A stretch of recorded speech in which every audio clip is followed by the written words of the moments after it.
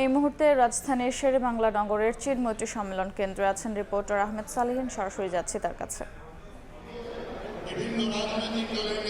জুলাই গণঅভ্যুত্থানের আজ 1 বছর পূর্তি হতে যাচ্ছে এবং এই মাসটিতে যে কারণে আজকে বিএনপি রাজধানীর শেরেবাংলা নগরে চিন্ময়ী সম্মেলন কেন্দ্রে অনুষ্ঠান আয়োজন করছে, আলোচনা সভার এবং শহীদদের স্মরণে তাদের সম্মানিত যারা যে শহীদ যারা রয়েছেন তাদের পরিবার সদস্যদের সম্মাননা দেওয়ার জন্য মূলত আজকের এই অনুষ্ঠানে আয়োজন করেছে, যেখানে বিএনপির ভারপ্রাপ্ত চেয়ারম্যান তারেক রহমান উদ্বোধন ঘোষণা করবেন এই অনুষ্ঠানের। একই সঙ্গে বিএনপির চেয়ারপারসন বেগম খালেদা জিয়া, যিনি আজকের অনুষ্ঠানের প্রধান অতিথি হিসাবে তার ভার্চুয়ালি তিনি বক্তব্য রাখার কথা রয়েছে।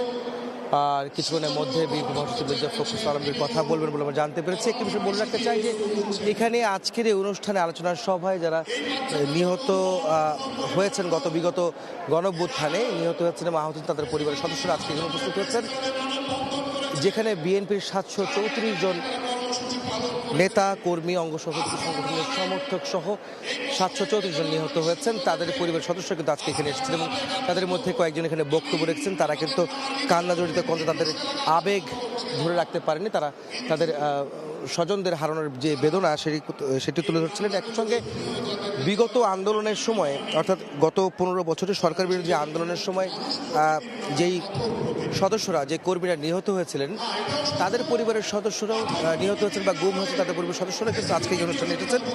তাদেরও পরিবারের শিশু সন্তান সহ তাদের পরিবারের অন্যান্য সদস্যরা কথা বলছিলেন এবং একই সঙ্গে ওই সময়টিতে একটি আবেগঘন পরিবেশ তৈরি হয় এই অঞ্চলটিতে। এবং একই সঙ্গে আমরা দেখতে পেরেছি যে বিএনপির ভারপ্রাপ্ত চেয়ারম্যান তারেক রহমান তিনিও কিন্তু আসলে তার আবেগ ধরে রাখতে পারেননি, তার চোখে কিন্তু আমরা পানি দেখেছি।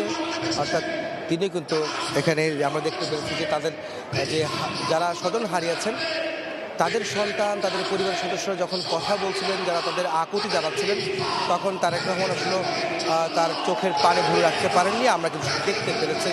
কিছুক্ষণের মধ্যে বিএনপির ভারপ্রাপ্ত চেয়ারম্যান তারেক রহমান এই অনুষ্ঠান এবং জুলাইয়ের যে তারা কর্মসূচি দিয়েছেন 36 দিন ব্যাপী, সেটির উদ্বোধন করবেন। একই সঙ্গে তার পরপরই বিএনপির চেয়ারপারসন বেগম খালেদা জিয়া তিনিও তার বক্তব্য রাখবেন এই অনুষ্ঠানে ভার্চুয়ালি, সেটি আমি জানতে পেরেছি।